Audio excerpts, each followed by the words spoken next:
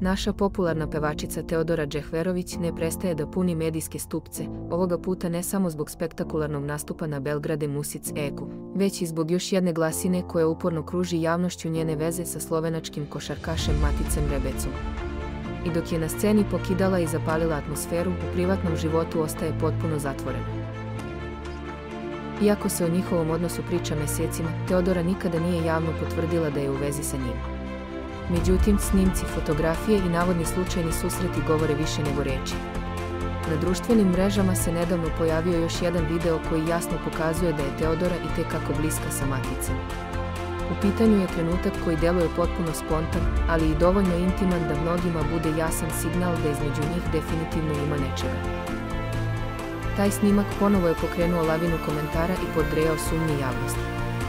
Mnogi se pitaju zašto Teodora i dalje krije ono što je, kako tvrde, svima očigledno. Internet je preplavljen komentarima u stilu, koga ona više pravi ludim. Zašto krije kad je očigledno, hoćeš li više da priznaš vezu, presmešno koliko se trudi da sakrije, a sve se vidi. Sve su to rečenice koje pokazuju koliko su ljudi već nestrpljivi i pomalo frustrirani njenim ćutanjem.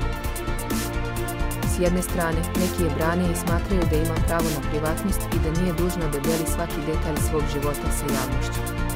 S druge strane, njeni najverniji fanovi žele istinu, da znaju ko je čovek koji je ukrao srce jedne od najpopularnijih pevačica na ovim prostorima.